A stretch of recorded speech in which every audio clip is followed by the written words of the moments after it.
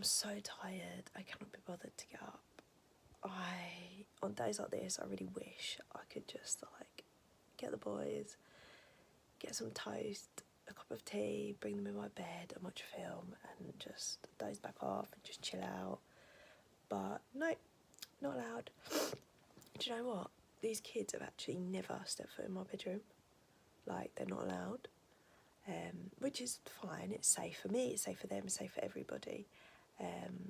But yeah, these are the types of little things that make caring for these children completely different to your own, or caring for family members, or just other children that you're closer to or have a better relationship with, or children that haven't experienced trauma or abuse around adults and bedrooms and beds and stuff. So yeah, you just got to get up and start your day even though you really don't want to. Another thing about your like safer caring policy is about how you dress. Especially in this heat, it's been a little bit tricky because obviously like people might sleep naked or just in their underwear, or like now just want to have like next to nothing on, but we have to really consider obviously being ultra modest in front of these kids because they're not ours, and especially like with the older ones, with all of them anyway, but older ones in particular. So yeah, like just having to get up and put something suitable on. Like now, like I don't sleep in a bra. I hate sleeping in a bra. I hate wearing a bra. But I have to just like get up and put one on because especially today, the top I've got on is quite see-through.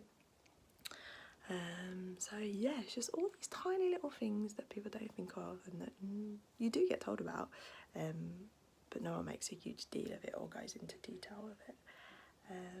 But it's just second nature now. Don't even think about it. Today the weather is so beautiful. We are going to a Thailand festival. We love Thailand, and the boys' favourite thing to do is like look through pictures of us from when we were in Thailand, and the elephants and the pagodas and the boats and just the people and the food and stuff, and the colours. They just love it. So when I saw this, I thought, oh, amazing. We'll take them there and they can see a little bit of it for themselves. The sky is so blue. So yeah, we're really excited about that. I'm just about to make the boys breakfast. Food is a huge issue with most foster children. I don't have massive issues, and obviously I can't go into much detail, but let's just say I've been cooking the same breakfast, lunch and dinner for the past 12 months. It's tricky. It's not really tricky for me. It's just, you just wish you could get a bit more fruit, a bit more veg in.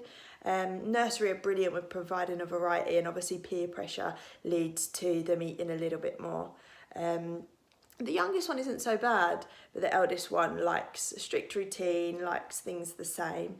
But we did have a breakthrough this week actually. He asked for porridge. He saw it on the telly and he asked for porridge. And obviously I put a teaspoon of sugar in it when I made it for him, and he did enjoy it.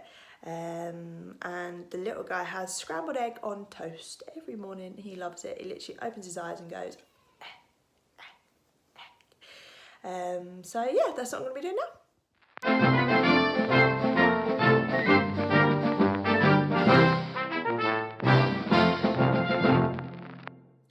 Voila. So obviously with the weather being so hot this week, I've been plying them with water, which if you've got little boys, you will know that means I've had lots of weeing all over the place. Bless them with their little full bladders. Now the eldest has been okay, but we're not too far into potty training the little one, so we're still getting used to that sensation, I think. And after his big cup of water hits him, he doesn't really know what to do with himself. So yeah, oh, I could eat this myself. So my plan for today is to get all my jobs done this morning. A bit of ironing, the bathroom, my floors and stuff, put some washing away, all before we leave at lunchtime to go meet Nico in Manchester and go to the festival. Because I just think if you get all your jobs done, you can just enjoy the weekend. Is it just me? Like when the sun is out, oh, my house just turns into an absolute tip because you're in and out, just running in to get something, or you're up early out and dressed and gone. So yeah, I like to do this because then I can just really enjoy my weekend. I've not got to worry. Just making sure paperwork's up to date and things like that. Everything's online now anyway. But yeah, so that is the plan. With doing jobs, again, it's a funny one because like, if they were mine, so I've got a big basket of washing in my bedroom that needs to go away. Again, I just plonk them on my bed with the iPad so that I could still see what they were up to, see what they were doing and get it done that way. But I can't. So I have to listen downstairs for them, keep running down. So everything takes me that little bit longer. Sometimes I do just wait for when sort of like Nico gets in from work or Bernie's here, but you like to spend time with them people. Like, I don't want to rush off when he gets in from work and start doing all my jobs. Just little things like that, again, that just makes your life a little bit different. I do know some carers who don't really like leaving some children unattended for that long also. For whatever reason, stealing, vandalism, like things like that. It's just a trust issue that you go through with some of these kids, I guess. So yeah, it's just every aspect of your life really takes some form of change or adaptation, and that's what I'm dealing with today. Absolutely hate about cleaning day. So every cleaning product, medication, alcohol and stuff like that has to be locked in a cupboard. So I've got one where it's a magnet, press it on there, it releases the latch and then it can open. But I forget about it every time and I tug on the cabinet. And every time I forget that I have to do this. Still not got used to it. I mean, we've only been in this house since November, so well no, yeah, that's still like 6 months and I've still not got used to it, and that is what does me every time I need to get something out of this cupboard. I completely forget.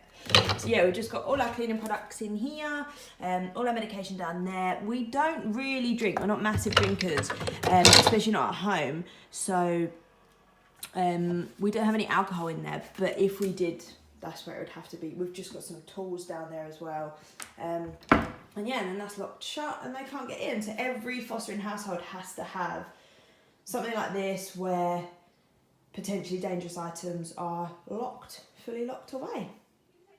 So I am just about to do my ironing. I've done my bathroom, my upstairs, stripped my bed, all between running up and down the stairs about 400 times, telling these guys to not wreck the place or break each other's bones. So yeah, I can remember my friends saying to me like, what, you iron all this stuff? And I do, every little t-shirt, every little pair of trousers, everything.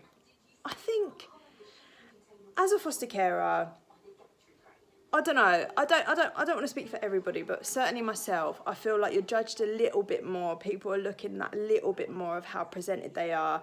And it's kind of a little bit like, I feel like they deserve it as well. To look clean, feel clean and fresh and tidy. And yeah, I mean, my age, I get doubted and scrutinised and judged that a little bit more, I feel anyway. So yeah, I just feel like it's something that I will always do throughout all of my placements.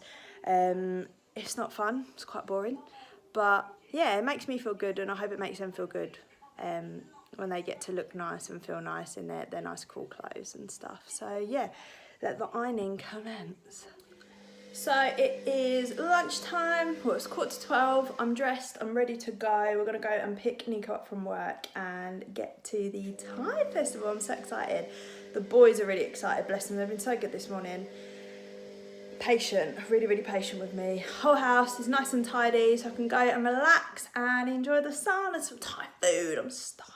So we're all loaded into the car. I thought of one thing as well that was mentioned in our Safer Caring about older children not allowed to sit in the front seat. So all foster children always have to be in the back. The way it got explained to us was about, again, allegations, hand slips on the gear stick, anything like that. They're just safer in the back. no allegations can be made. It's a confined space, doesn't make them feel uncomfortable. And what lots of foster carers do say is when you're driving and when the foster kids think that you're not really concentrating on what they're saying, more concentrating on the road, they talk a lot more and they open up a lot more. Just that simple glance into the rearview mirror, or no glance at all, just a listening ear, and they think you can't see them. It actually opens them up quite a bit. So yeah, another way that you have to treat them slightly different to if they were your own. So we've made it to Manchester. We're just waiting in the car for Nico, and I've just completely sprayed the boys up with sun cream. You would your own, obviously. Any kid, if I saw a kid in the street and a mum needed sun cream, wouldn't even think twice. But again, it's just the added pressure. They're not my children. I'm looking after somebody else's precious cargo. So I'm so on it with the sun cream, especially today. It's meant to get to 28 degrees in a couple of minutes.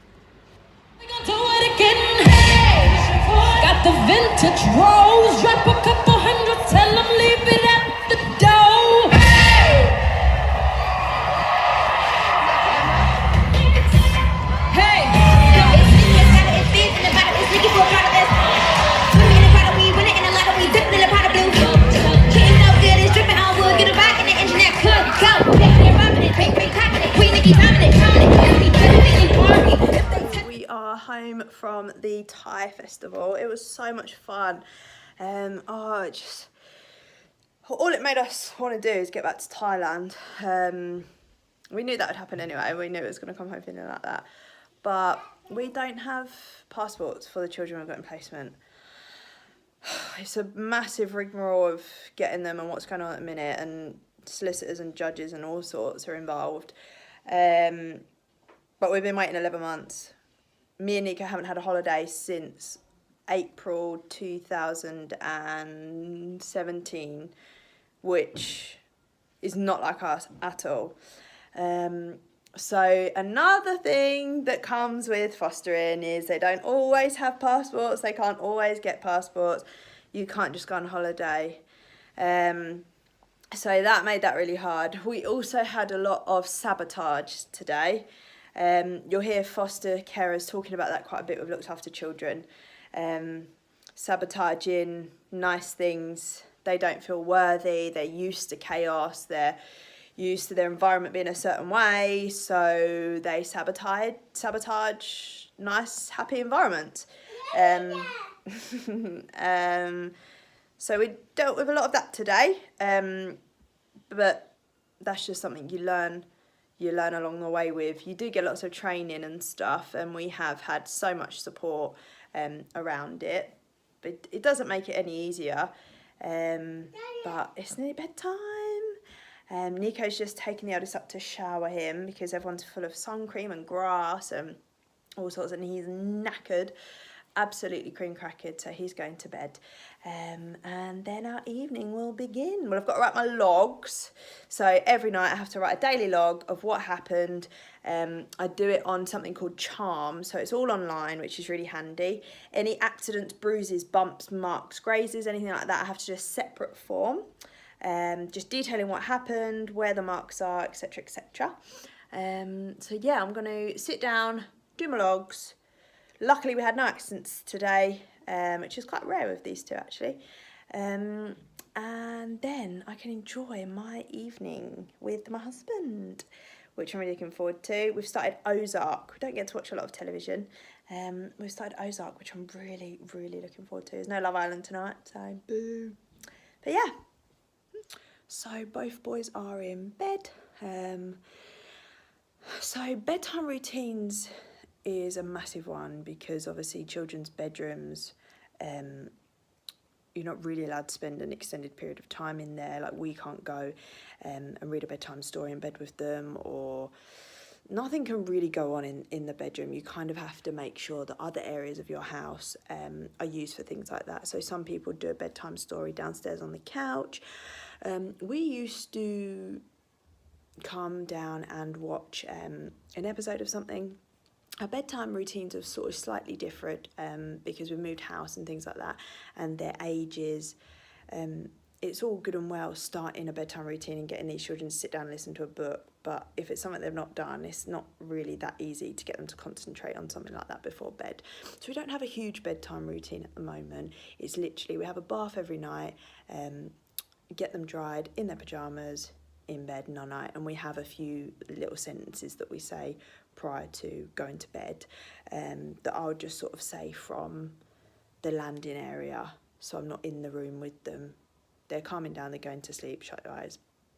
We don't generally hear much from them. But yeah, just little things like that. Obviously, these dots are tiny. I can still bath them, dress them. It wasn't long ago that I was changing their nappies. But with older children, there's obviously a huge thing around the safer caring with baths and showers and privacy. You're not allowed a lock on your bathroom door that you can't unlock from the outside. So that is one adaptation that you may have to make to your house if you are considering it. But aside from that, it's just you just have to double think everything and keep in mind they're not yours, they're not family. They have a different perspective on life usually. And yeah, all you've probably heard me say for this video is keeping yourself safe, keeping the children safe, minimising the risk of allegations. There's never going to be zero risk, but you just need to minimise it. So yeah, our bedtime routine is done. Everyone's safe and sound in bed. And I'm just going to sit and do my logs now quickly, get them done and out of the way. You have to do them every day. So if there was to be an allegation, say a child rang a social worker and said X, Y, and Z happened, they would shut my access to my logs down. I wouldn't be able to go in and do anything. So your logs really are about covering your back and making sure all the evidence is in there. Everything, your side of the story of what happened during a day is in there so that they can read back on it and draw upon it should they need to. So it's pretty important that you get them done straight away. They do advise, like, so if you've had a really pent up day, a really tough day, don't write them angry. They're not an opinion, it's factual only. So it's just sheer facts of what's happened through that day, like quotation marks and things of everything that's been said. Never, ever, ever an opinion, because these things could be used in court, things like that. So there are official documents. So yeah, they say don't ever do it on a hot head. Like anything, bring yourself down, because it can be quite traumatic sometimes. You can be put through the absolute ringer with things. So if you are then inputting that from up here, it might not necessarily be as factual, or as you might not be as emotionally detached from it as you think you are. So yeah, that's kind of the only case where they say you can leave it till the next day. So yeah, about to go and do that. So I am bunkered down for the night. There's been no noise from the boys' bedroom because they were so exhausted. I'm not surprised at all. We have ordered some food, and this is me signing off. So yeah, this was a really chilled out Sunday for us. Nothing really foster carey happened. Just all those little bits that you saw that obviously is just everyday life for me now. And what I will say is, when you do sort of do your safer carer training, or you do your skills to foster, and you hear about these things that you're not allowed to do, and you're not allowed to tickle them and stuff like that, then it can be quite daunting. But really, once you're in it, it's just about making a good judgment, keeping yourself safe, keeping them safe, keeping yourself safe from allegations is a massive one, and making sure that everybody's comfortable. So yeah, see you later.